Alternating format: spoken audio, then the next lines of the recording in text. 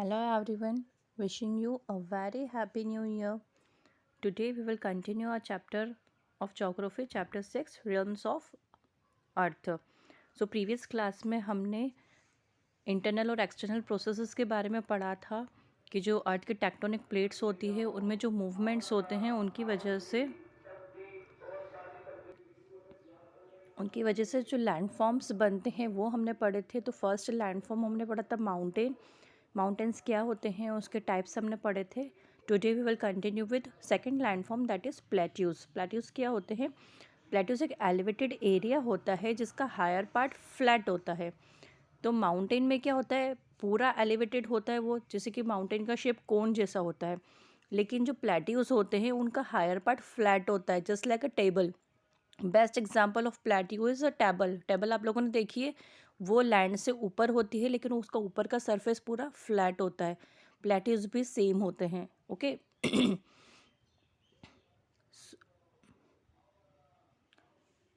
सो ये ना तो माउंटेन्स होते हैं ना ये प्लेन्स होते हैं। ओके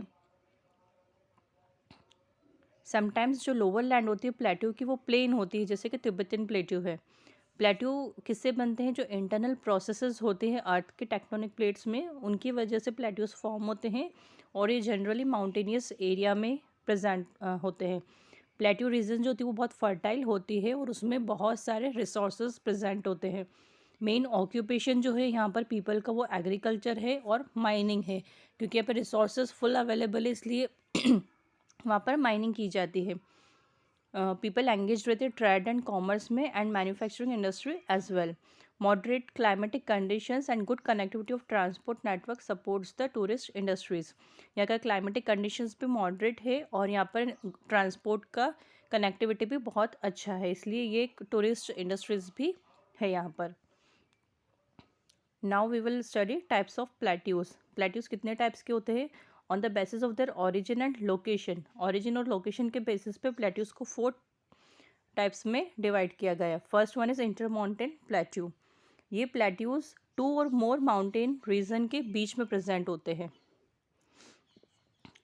ये हाईएस्ट प्लेट्यूज होते हैं पूरे वर्ल्ड में, जैसे कि तिब्बतन प्लेट्यू है एशिया का, इसे रूफ ऑफ द वर्ल्ड कहा जाता है। इसकी हाइट है 4000 से लेकर 6000 मीटर तक अबव सी लेवल से इतना ऊपर होते हैं ये।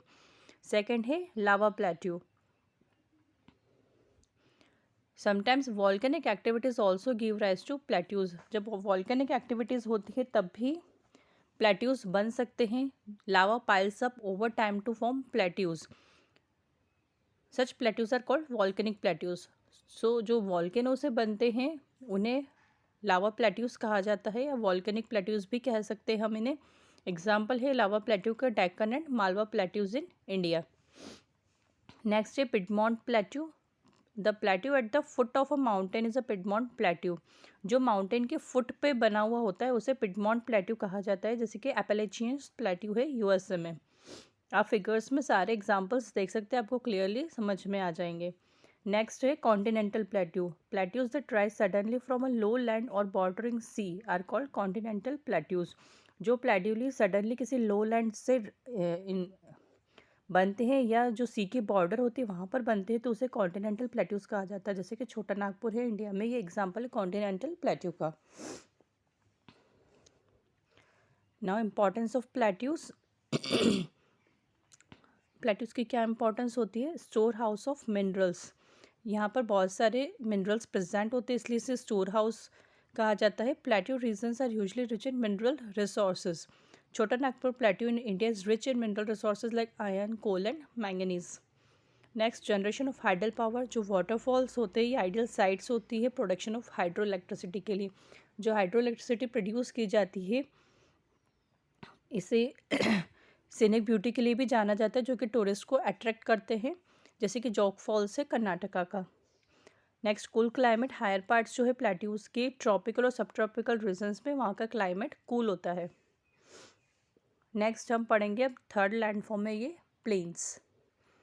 जो अनब्रोकन फ्लैट होती है, जो कि नॉर्मली ना तो उसमें एलिवेशन होता है और ना ही डिप्रेशन होता है, उसे हम प्लेन कहते हैं। प्लेन मतलब फ्लैट एकदम, ना तो उसमें कोई एलिवेशन है ना ही कोई उसमें डिप्रेशन है।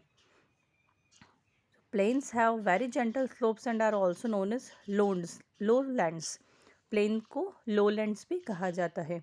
Plains generally formed by external processes of erosion and deposition. अब माउंटेन और प्लेट्यूज जो बनते थे वो इंटरनल प्रोसेस से बनते थे. प्लेन्स जो बनते हैं वो एक्सटर्नल प्रोसेस से बनते हैं, जैसे कि इरोजन हुआ या डिपोजिशन हुआ तो उससे प्लेन बन जाता है. Sometime internal processes are also responsible for the formation of plains, लेकिन कभी कभी कुछ इंटरनल प्रोसेस की वजह से भी प्लेन्स बन जाते हैं.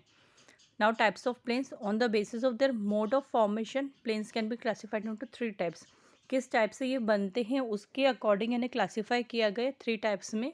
First erosional plains, second depositional plains and third one is structural plains. So erosional plains कैसे बनते हैं? जो सरफेस होती है प्लेन की वो स्मूथ होती है. जब रिवर फ्लो करती है माउंटेन से, लैंड इज वेदर्ड और eroded away and plains are formed. जब माउंटेन से रिवर फ्लो करेगी तो जो वो अपने साथ लैंड को भी वेदर करती है, तो वहाँ से प्लेन बन जाते हैं. Sometimes when a volcano erupts it burns everything in its way. जब वॉल्केनिक करप्शन होता है तो वो सब कुछ बर्न कर देता है, जिसकी वजह से लैंड बैरन हो जाती, प्लेन बन जाती बिल्कुल. Canadian shield and West Siberian plain are example of erosional plains. सीधा पिक्चर. सेकेंड है depositional plains. These are formed by deposition of eroded materials brought by rivers, winds, waves and glaciers. जब erosion होता है तो या reverse के through हो, wind के थ्रू हो, वेव्स, ग्लेशियर्स, किसी के भी थ्रू इरोजन होता है तो वो साथ में जो सॉइल या सैंड, क्ले जो भी लेके जाएंगे साथ में, तो वो कहीं ना कहीं जाकर डिपॉजिट हो जाती है. तो वहाँ पर जो प्लेन बन जाता है उसकी वजह से उसकी फर्टिलिटी डिपेंड करती है सेडिमेंट्स के टाइप पे कि कौन से टाइप के सेडिमेंट्स डिपॉजिट हुए हैं. इंडो गैंगेटिक प्लेन्स जो है इंडिया का, वो एग्जाम्पल है most fertile plain as river bring alluvium that gets deposited in the plain. ये बहुत फर्टाइल प्लेन है क्योंकि यहाँ पर जो डिपोजिशन है वो एल्यूवियम का है. एल्यूवियम क्या होता है? क्ले, सिल्ट और सैंड तीनों का मिक्सचर होता है. फिर थर्ड है structural plains. This are form by subsidence और upliftment of areas of sea floor और कॉन्टिनेंटल शेल्फ. या तो सी फ्लोर हुआ या कॉन्टिनेंटल शेल्फ हुआ, वहाँ से कभी भी अपलिफ्टमेंट हो जाता है अगर सेडिमेंट्स का, तो वहाँ पर स्ट्रक्चरल प्लेन्स बन जाते हैं. जैसे कि ग्रेट प्लेन है यूएसए का, वो बनता है इंटरनल प्रोसेस से. That helped in the upliftment of the earth and central lowland of Australia form by subsidence of areas which make up some of the most extensive natural lowlands on the earth surface. ठीक है, ये 2 example दिए structural planes के. फिर importance क्या होती है plain की? First is fertile soil. Generally plains are fertile as most of them are formed by deposition of silt and soil brought down by rivers through the process of erosion. Generally तो जो planes होते हैं वो बहुत fertile होते हैं क्योंकि वो मोस्टली जो प्लेन्स बनते हैं वो डिपोजिशन से बनते हैं. सिल्ट एंड सॉइल जो कि रिवर या विंड जिसके भी थ्रू इरोजन के थ्रू आती है. As plains are fertile they are ideal for the growth of agriculture. Plains fertile होती है तो नेचुरली वहाँ पर एग्रीकल्चर होगा. सो प्लेन्स को food basket of the world भी कहा जाता है. सेकेंड है ग्रोथ ऑफ इंफ्रास्ट्रक्चर. अगर लैंड फ्लैट होगी, प्लेन होगी, तो वहाँ पे कंस्ट्रक्शन अच्छे से हो पाएगा बिल्डिंग्स का, जैसे कि हॉस्पिटल्स बनाए जाते हैं, स्कूल से, इंडस्ट्रीज से, स्टेडियम से, ये इजीली बन जाते हैं प्लेन के ऊपर because of the levelled terrain. क्योंकि उसका जो लैंड का टेरेन होता है, स्ट्रेच जो होता है वो लेवल में रहता है. The easy accessibility of plains also help in the growth of trade and commerce. Next है expansion of means of transport. जो फ्लैट सरफेस होता है प्लेन का वो आइडियल होता है बिल्डिंग ऑफ रोड्स बनाने के लिए, एयरपोर्ट्स के लिए या रेलवे लाइंस बनाने के लिए. जैसे सेंटर ऑफ सिविलाइजेशन, प्लेन्स जो है वो सेंटर होते हैं बहुत सारे सिविलाइजेशन के. जो अर्लीस्ट सिविलाइजेशन थे, जो कि इंडस वैली सिविलाइजेशन है, मेसोपोटामियन सिविलाइजेशन है, ये यहाँ पर ही बनाए गए थे. The shifting landforms through the movement of fault lines and tectonic plates have affected the humans extensively. जो लैंडफॉर्म की शिफ्टिंग होती है या जो टेक्टोनिक प्लेट्स का मूवमेंट होता है उसकी वजह से ह्यूमंस बहुत ज़्यादा इफेक्ट होते हैं. अर्थक्वेक डैमेज करता है मैनमेड स्ट्रक्चर्स को. अर्थक्वेक आते तो सब कुछ डिस्ट्रॉय हो जाता है. वॉल्केनो की इरप्शन होता है तो भी बहुत सारी शिफ्टिंग होती है. तो ये जो shift changes the way the landscape look and in turn affect the human living nearby. तो लैंडस्केप को बिल्कुल चेंज कर देते हैं और उसकी वजह से ह्यूमन लिविंग जो होती है वो इफ़ेक्ट होती है। However human activities also have profound effect on the land. Land की वजह से तो ह्यूमन इफेक्ट होते हैं, लेकिन ह्यूमन एक्टिविटीज़ की वजह से लैंड भी बहुत ज़्यादा इफेक्ट होती है। Let's just find out the relation between man and nature. तो मैन एंड नेचर के बीच में क्या रिलेशन है वो हम पढ़ते हैं। So human activities, advent of agriculture leads to land clearing and deforestation over global scale. जो एग्रीकल्चर किया जाता है तो उसकी वजह से लैंड को क्लियर किया जाता है, डिफॉरेस्टेशन किया जाता है बहुत लार्ज स्केल पर। Large tracts of land are made suitable for livestock grazing. Grazing के लिए लैंड को डिस्ट्रॉय किया जाता है, पेस्टिसाइड्स फर्टिलाइज़र यूज़ किए जाते हैं क्रॉप को फर्टिलाइज करने के लिए, जो कि सॉइल में एंटर करते हैं और सॉइल के थ्रू पानी में भी चले जाते हैं। डिफॉरेस्टेशन और कंस्ट्रक्शन किया जाता है, मैन मेड डैम्स बनाए जाते हैं जिसकी वजह से वाटर फ्लो को डाइवर्ट किया जाता है इनएफिशिएंट वे में, जिसकी वजह से रेनफॉल रिड्यूस होती है। Less water flowing through river basin also alter local weather patterns. जो रिवर बेसिन्स होते हैं वहाँ पर अगर पानी कम फ्लो करेगा तो उसकी वजह से वेदर पैटर्न में भी चेंजेस आते हैं।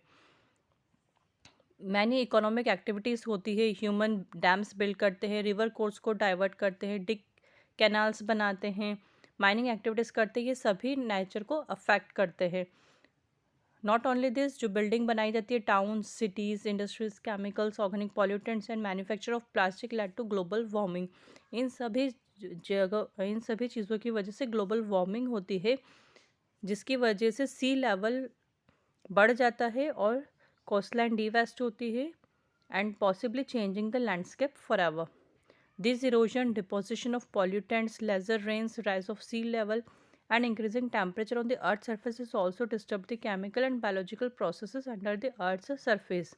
So erosion होता है, deposition होता है pollutants का, रेनफॉल कम हो रहा है, सी लेवल बढ़ रहा है, टेम्परेचर इंक्रीज हो रहा है। इन सब चीज़ों की वजह से जो केमिकल और बायोलॉजिकल प्रोसेस होती है अर्थ सरफेस में वो सब डिस्टर्ब होती है।